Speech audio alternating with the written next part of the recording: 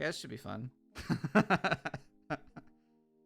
I uh, think I think you covered everything in this deck that you could have reasonably covered for. yeah, I tried. Well, I can say about what I did. I mean, like, I've thought a lot about this deck, so like, I don't know if you want me just to like go over it in pieces or talk about like what went well, what didn't go well. Like, how do you want to go about this one? Okay. So we'll do this one in a little bit of an unusual structure because this is an unusual deck and it's an unusual rhythm. Yeah. Um, so I'll talk about the pieces a little bit, and then I would love to hear from you what did not go the way that you thought it would or wanted to, like what the shortcomings of the deck are. Yeah. Because Okay. after talking, it's going to be very clear what the strengths are. Yeah. uh, but I'd definitely like to hear your perspective more on what you wish would have gone better. Yeah, that's fair. So Cool. this is a really powerful control deck. It's got tons and tons of options. It is hard control. While it is theoretically possible for Andrew to win off of prizes, it's not feasible realistically. It's going to be a lot easier to deck the opponent out. So, taking advantage of some super powerful deck search and support in smooth over sharing, quick search is the big MVP. Dragon Wind Salamence can be used for lots of stalling. Lazy slacking, very nice, especially in tandem with the memory capsule, being able to lock your opponent's powers and use attacks like Burrow is definitely the best one. That's a very nice option. The Furret can be nice to search out. One of the 8 energy in the deck, very low count, but reasonable because this deck needs very, very few. Persian searching anything is great. The Porygon 2s, especially the download one, really critically important to the deck's functioning. Just being able to play 2 disruptive supporters every turn, or a disruptive supporter and a recovery or search supporter. Those are really key aspects of the deck. And then, of course, you get into the basics. I saw you make a lot of good use of Snappy Move, which I would not have expected. Card seemed super clutch. Bunnelby with both Burrow and Rototiller being critical. G, also really integral piece of this deck with Disrupting Spy, being able to stack your opponent's deck, make sure they don't draw out of whatever locking situation you have them in, and Search and Escape, finding whatever item is going to be best for you in the situation, or just being nice to get an extra bench spot and shuffle Chat out back in the deck to be able to Disrupting Spy again. 2 Ditto, just because they're decent basics. The Transform Ditto, being able to turn into anything is kind of nice, but in general, I would say these were probably just colorless basics for you, right? Yeah. Yeah. Pretty much.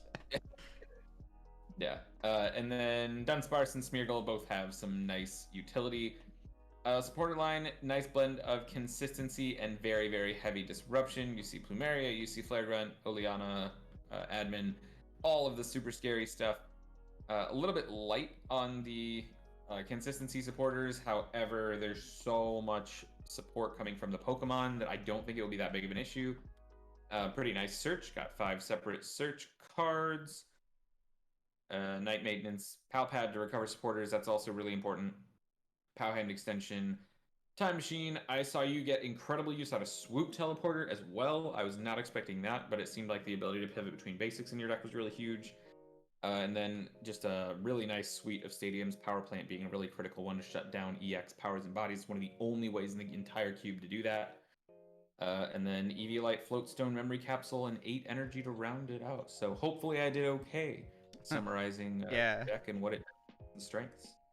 No, it's like it's great when if someone else picks apart like what you said, like what your thought process was. I was like, yep, those were there for pretty much what you said. I was like, yeah, that was actually a point when I was editing this deck. Was like I didn't have enough basics, so I just threw in the Transform Ditto. So it's funny when you said that. I was literally the same thought process when it went in there. I was like, well, I need another basic, so here we go. I was feeling.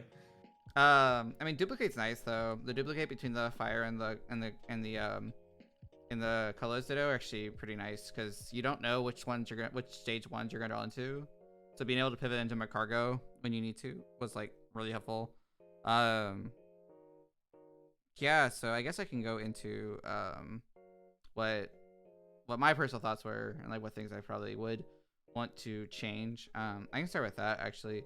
So like the card, I definitely used every card in this deck. Like there wasn't like a card that was like underutilized, but the one that I think could have gotten cut, and it was like the last cut into the deck, so I guess it makes sense. Eviolite. I mean, card's nice, helps you not get knocked out, but I found in this queue you actually you get two shot most times anyway, and the Eviolite. The thing with this deck though is like if you're getting two shot, it's just as good as getting three shot because if I'm getting two shot, I'm generally following that up with like a Flare Grunt Plumeria chain or like something that's like the opponent's hopefully not attacking after that. So Eviolite just kind of there. It's such a hard card to put down because you have cards like the Memory Capsule you need to keep off the Bunnelby. You can actually play yourself out of a game pretty easily with it. The card I regret not putting in my deck is just because I totally undervalued. It was Crawdaunt. I had Crawdaunt in my pool, which is really good. But I just totally forgot that you could just Surprise Time Machine, put it back in your deck. So a cool loop with that would have been like Junk Hunt for Surprise Time Machine and like maybe a VS or Palpad, and then like using Crawdaunt plus Flare Grunt. Because I can tell you my deck's biggest weakness is prizes, which Azelf's nice, but Azelf can only find Pokemon. So if I prize Palpad, Flare Grunt, Plumeria, any combination of those three, which is actually, I mean, 3 cards of my deck is pretty common. What else would be prized? It'd be a huge deal. So had I had like another out to like Energy Disruption, now I do use POW every now and then as Energy Disruption, so that's sometimes an out, but like having something where I can go like Crawdaunt, Flare Grunt, and spam that would have definitely been great. That's like my number one regret. If I would have put Crawdaunt in there, I actually could have probably won my top 8 game, because that's like the exact situation where where that would have come up. Was like I prized Palpad one game, and the other game I prized Plumeria, and it was like if I didn't have to get a prize and like spend more time removing energy, then it's like way better for me. But I mean, I not having played this cube a lot, not thinking about like the different options you'd have, it was a total oversight on my part. But you know, I'm pretty happy with the deck mostly though overall. I will say I did think the Chatot G Loop was going to be stronger than what it was, but there was a lot of games where I had to give up on Handlock in general and just go for Energy Disruption, which ended up being better. Controlling the energy over controlling the hand. Controlling the hand though is nice. So there was a lot of points where Chatot was good, but like I thought every game was going to come down to Handlock, but every game pretty much came down to really board state and like can they deal with either multiple energy removals or bringing up something they can't retreat. So that was usually like the bigger things. I think a lot of my losses though were like because you prize a card that's like, super important and you don't have a way to play around it. It can be really tricky. Yeah, I could definitely see that. How many games did you have to piece together a prize card to get the lock? Are you talking about like a game where I had to take a prize to get the lock? Because that actually comes up a lot. Something that I didn't utilize my first game of the cube, and then figured out later on is that if I use Azelf early, I get to look at my prizes. So something I would do later is because it's inevitable I'm gonna prize something I need. So I would usually set up Pidgeot to use Clutch. This game have been quite a few games where like I would bring up something that was like I would like Alenia, look at their hand, pow up something that was like two-shottable, chat up, look at their top deck, and then clutch. So that would just guarantee me like a free card on my prizes. That actually does come up a lot. So like I know a few times I priced Palpad, I'd be like, okay, Alenia, make sure you don't switch in hand, pow up something to keep it active, and then chat out, look at the top deck.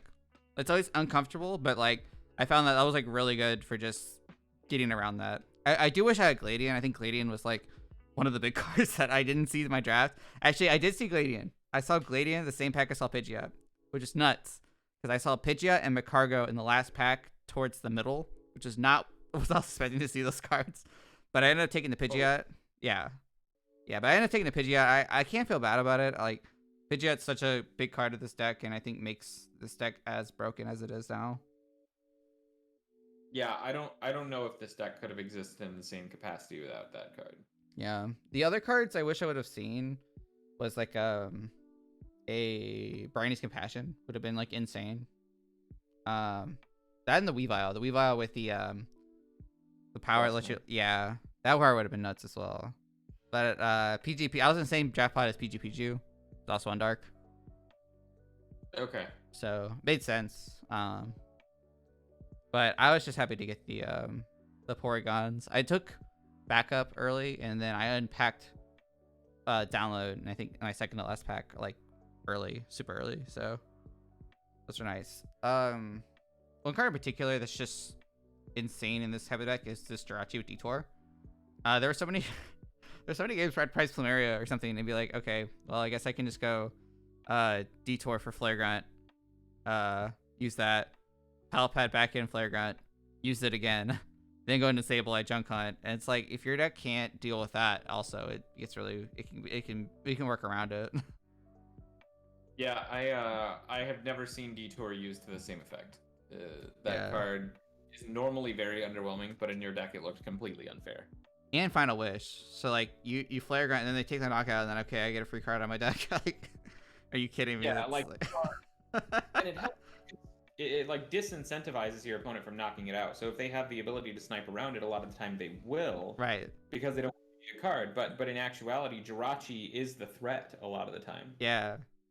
Yeah, Detour is nuts. Especially like there was quite a few times where it was like, okay, play Mars, down the Littleina, drop Umbreon, drop Chatot, Mars again, their hand's dead. Like that combination of cards just is nuts. Yeah, definitely. I will say my game 3 loss to Senelia was because I priced download. That was probably the biggest thing that got me in. Like that game was winnable. It was just pricing download in that capacity just really sets me back. There's certain cards like if I prize, I absolutely will have a rough time.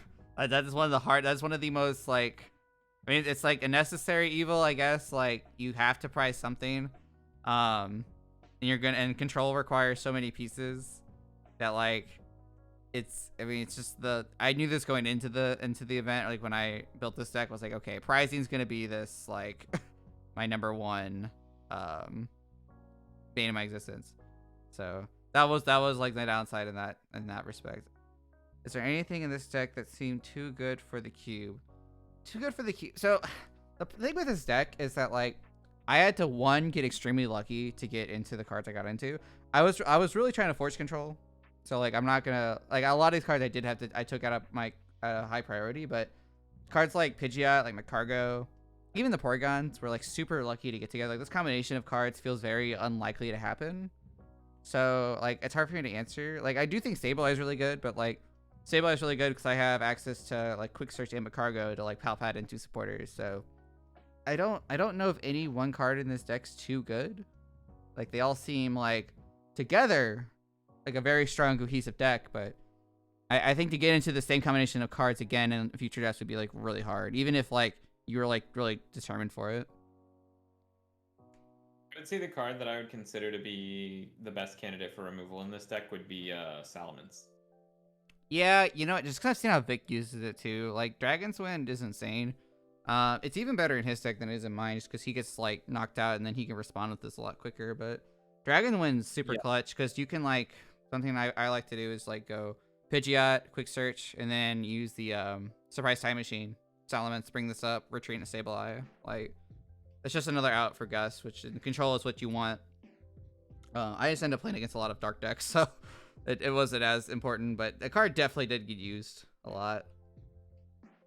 Yeah, I would say just repeated Gust in general is very feels bad. Anything you even need to enable it is some way to get it out of the active.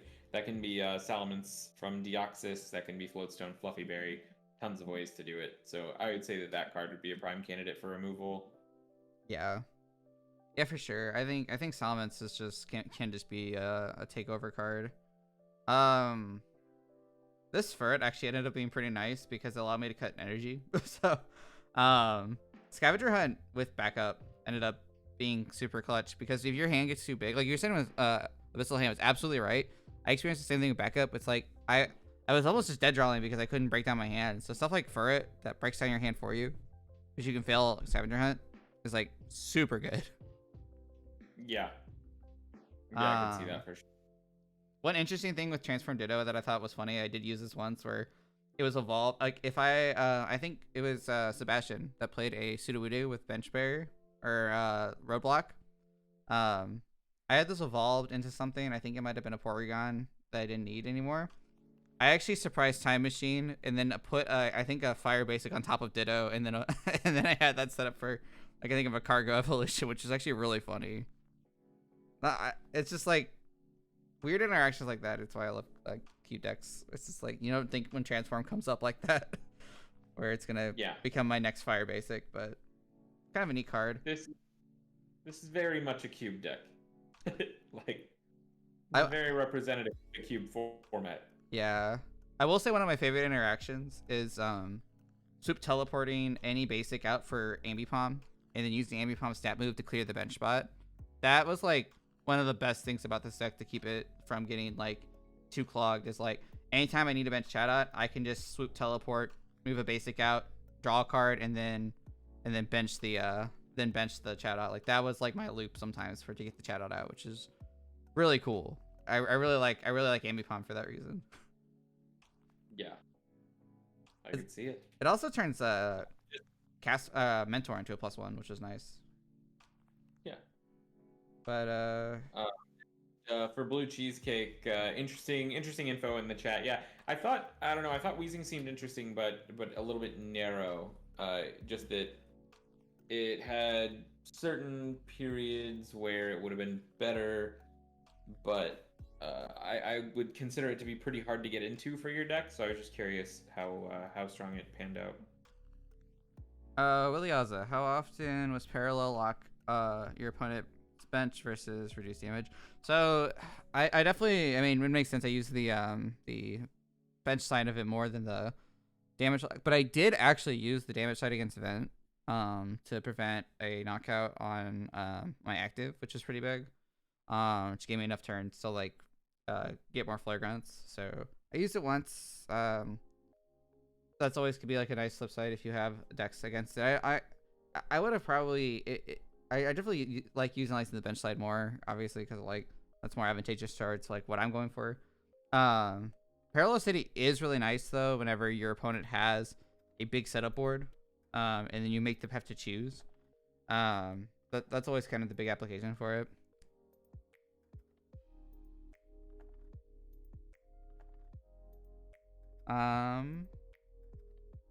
But yeah. All right, I don't have a whole lot longer to stick around because I do have work in the morning. So let's pop on up to the top 4 and head over to Setnila's deck. Yeah, so we'll wrap this one up on mine. Let's go to the next one, Setnilia, the other dark deck.